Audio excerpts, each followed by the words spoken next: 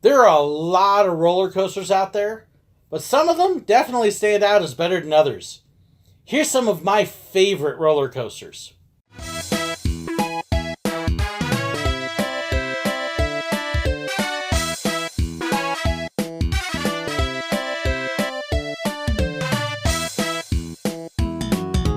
Hey, if you enjoyed this video, don't forget to hit like and share, and don't forget to hit that subscribe button and the bell notification so you can be told anytime there's a new video. I love riding roller coasters. They're awesome. And I've been on some great rides. But there are some that definitely stand out a little bit more than others. Trying to pick out a specific favorite for me is pretty much impossible because it really depends on my mood. But there are definitely a group and class of coasters that kind of sit above the rest just a little bit. These are several of my favorites, not in any particular order. Number 1, Viper at Six Flags Great America. Now, it's been a long time since I've been on Viper, so it's possible it's changed. But I got to ride on Viper back in 2002, and it was an incredible ride at the time. It actually had so much airtime. Airtime? What's airtime? It's that feeling like you're flying or floating out of your seat and just floating in the air. That's airtime. Yes, I love airtime, and Viper had tons of it. It actually had one spot where probably the one time in my life I can remember thinking, I might actually fly out of this thing. And the guy I was riding with, also experienced rider, was thinking the same thing, left us grabbing for our bars. But it was such an incredibly fun ride. A fun, thrilling, exciting layout. And I was there with a group of friends too, and it was one I wish I had more time to get more rides on it. We got a couple, just a great ride at a great park. Another one of my favorites is one out in California. It's another wood roller coaster at Knott's Berry Farm called Ghost Rider. Now, Ghost Rider is a very intense coaster. It definitely has some moments that if you're not ready for it, it can knock you around a little bit and toss you. And it had a period of years where it got incredibly rough. Partially because of how intense and fast the ride is. I got to ride it in its early days and was just a ton of fun. Didn't actually get to ride it too much in the rough times, and I heard that they've retracted and brought it back to some of its original glory. A fast, intense ride that will take your breath away, but again, tons of airtime on it as well. Ghost Rider actually even has a place on it called The Drop. And it's a turnaround by the station where all of a sudden it just feels like that train completely drops out from under you.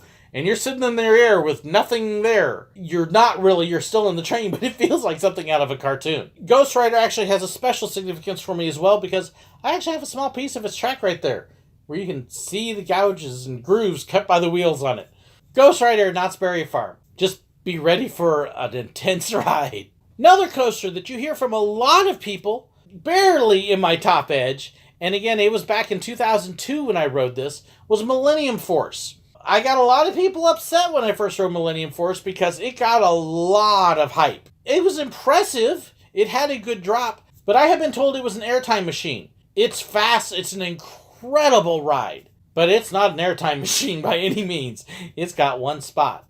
But for what it is a great ride. The reason I had some people upset with me because I actually put it right alongside another coaster out on the West Coast that I really enjoy, and that's Goliath. They're both hyper coasters because they're over 200 feet high. Goliath is at 255 feet. Millennium Force is at 310. So there's a little bit of a height difference, but they both have these long drops. Millennium Force is definitely steeper. Goliath has more airtime. They both have incredible speed, incredible feelings of exhilaration as you rush down the drop and through the rest of the course. They're both great rides. And so, yes, I love Millennium Force. I love Goliath. They're both great. They're just not quite up to the top. And boy, did that get some of the Cedar Point people upset. You know, it's okay. But yes, Millennium Force is a great ride. From all accounts I've heard, there are several rides now that have kind of surpassed it, including a couple that are further up on my list here. Another ride I love, as much for its classic feel and sentimentality, is the Giant Dipper at Santa Cruz Beach Boardwalk. This is a classic old coaster. In fact, it's hard to find coasters like this anymore. Built in the 1920s, it's right alongside the beach, so you've got the ocean right next to you. It's not a fast or intense ride, but it's what I call a dumb grin ride. You can't help but smile when you ride this thing. And when you get off, and then when you run around to go ride it again, and again, and again. It's just a great ride. It also happens to be the site of my first date with my now wife. So it's got the sentimental side to it as well. If you ever get out to California, be sure to go check Santa Cruz Beach Boardwalk and take a few rounds on Giant Dipper. It's honestly, if there's any ride I could sit on all day and just ride over and over and over again, that would probably be right up near the top of the list. It's that fun and good of a ride. Another wood coaster on my list, the Voyage at Holiday World. Oh my goodness, the Voyage. This coaster, I have been on the Beast, and I enjoyed the Beast. Voyage felt longer than the Beast did. It is faster, it is more intense, and when I say intense, I mean there's spots you better hold on because the Voyage will send you for a voyage otherwise. It is not a rough coaster per se in that I did not find it painful to ride, but you definitely want to hold on because it's going to send you tossing around a little bit. Not necessarily slam you or jackhammer, it's going to have its way. I thoroughly enjoyed it. It was one of the few coasters that when I got off, I wanted a few minutes to kind of catch my breath again and, okay, that was a ride. Woo! Yeah, let's go do it again. Just loved my rides on the Voyage. I've only had a couple. Wish I'd had time for more. I really want to get back and ride the Voyage again. It's a ride that my daughter would probably find too much, and after one ride she might not do it again. But my son and I, yeah, we would keep going on it. He took a couple rides with me and enjoyed it. It's definitely a ride that you will remember. So Voyage is definitely up there on my list. Another coaster on my list is out in Florida, and you'll notice it's one of the few steel coasters, and it's actually a coaster that isn't even an airtime coaster. And that's Montu at Busch Gardens. Montu is an inverted roller coaster, meaning the track is right overhead. It's actually one of the very few coasters on this list that actually turns you upside down as well. Montu is just a fast, fun, intense ride. If you're riding near the back, you'll notice at the end of the ride that your feet are a little bit numb just because of how fast it's snapping you through some of the rollovers. It's got a great, unique layout and unique theming. Just so much fun. When we visited Busch Gardens, and we visited a lot when we were in Florida, Montu was probably the coaster that we rode the most. And I'm sure I've probably got at least a couple hundred rides on it, and I would ride it a couple hundred more times. The other nice thing with it is it's an inverted coaster that didn't slam my head. Some of them, just the way the head restraints are, I'm at this height that it tends to slam me pretty bad. Montu, I never had an issue like that, and so it made it very easy to re-ride it. I loved when we had passes that allowed us to actually sit on the train and do a second re-ride immediately. That was great. So Montu is definitely one of my favorites as well. My next three coasters are all by the same manufacturer, which kind of says something about this particular manufacturer. They're all newer rides. They're all incredibly fun, fast, intense rides. They've all got lots of airtime, which kind of tells you something again about the manufacturer. This company just builds great rides. First one I'll mention is Twisted Colossus. Now, I enjoyed the original Colossus at Magic Mountain. And when I say original, I mean going way back before Magic Mountain stopped taking care of it. I really enjoyed that coaster. It had some incredible airtime and drops and was just a great ride. And then Magic Mountain quit taking care of it, and the track started to go, and so they replaced it with steel I-beam and slowed it down, and at the end it was sad. And so then they rebuilt it as Twisted Colossus. And I really enjoyed it. My poor nephew was one of the very first big coasters he went on, and it kind of scared him a little bit. I love the layout, the uniqueness of it. The lift hill twice, I know some people don't like it as kind of a pause in the flow, but it builds up anticipation. And the fact that you get to interact with another train while you're going is fantastic. It wouldn't be as fun if you were not interacting with another train. But as long as you can get two trains going at the same time, great ride. Right alongside that would be Lightning Rod at Dollywood. Yes, I actually got rides on it. Lightning Rod has had a little bit of a troubled time keeping itself running mechanically, but we were really blessed when we were there in 2017 to be able to get two rides on it. And it is an incredible ride to be able to launch up the hill, and it's just airtime, and you never know which way you're going, and all of a sudden you're the other direction, and just an incredibly fantastic ride. Just like Twisted Colossus, it's also incredibly smooth. You don't have a whole lot of banging. There's no jackhammering or slamming you around. Oh, how much fun it was, and the airtime, and just a fantastic ride, especially going up over the mountain. The twists and turns, using the terrain to be able to take you around. Fantastic ride. I hope they get the mechanical issues sorted out, because it's a easy one of my favorites. My next two coasters are actually probably my top two if I had to pick absolutely two.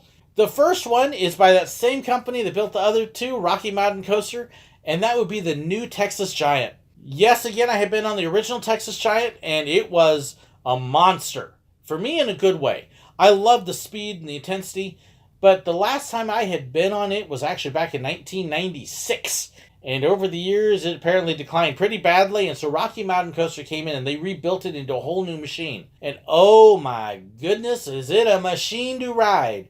It has possibly more airtime than any other roller coaster I've been on. And not just smooth airtime when you're floating. It has several spots that if you didn't have a seatbelt on it and didn't have the lap bar, it would throw you out. It's just, oh my goodness, amazing. The airtime on it, if you are an airtime person, it has airtime in spades and you will love it. It is fast, it is intense, it is non-stop.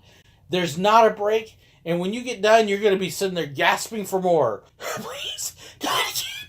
Do it again. One of my all-time favorites. I really hope I can get back down to Six Flags over Texas and get some more rides on this beast, because it is just fantastic. Right alongside that is another coaster that I haven't been on since 2001. It is the whole reason I had the Cedar Point trip that didn't work out quite so well, but I made it again in spring. It is the reason why I flew halfway across the country to go riding coasters with several friends, and it was worth it all. And that is the Phoenix at Knoebel's Grove in Elysburg, Pennsylvania. This coaster was originally built in San Antonio, and they took it down, moved it, and rebuilt it in Pennsylvania. And just a fantastic coaster, especially if you can get night rides. It looks small, it doesn't look like a big deal, and it's one that's safe enough for anybody to ride. It's not too scary, but it has airtime in spades. It is the only coaster that compares to the new Texas Giant as far as the amount of airtime. And at night, it's even more. Honestly, there was one spot where it's got a double down that I honestly didn't feel like our train hit the tracks until we were hitting the brakes at the same time. Now, you can't fly off the tracks. There are up-stop wheels that hold your train onto it. But it just flew. We loved flying on the Phoenix at Phoenix Fall Fun Fest. Just an incredible ride. It's possibly the one coaster that I'm kicking myself the most for not having had a chance to go back and ride it again. Someday I will. But Phoenix still holds the mark in my mind as the greatest coaster rides ever. So there's some of my favorite roller coasters. What are your favorites? I would love to hear it. Please let me know in the comments. Do you strongly disagree with me on something? Let me know too.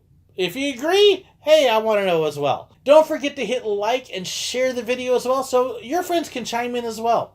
Thanks so much for watching. Thank you so much to my patrons for your support. If you want to know more about Patreon or my Facebook page, Reddit page, Discord, and so much more, be sure to check the links below. You'll even find a link for merchandise. Thank you again. God bless.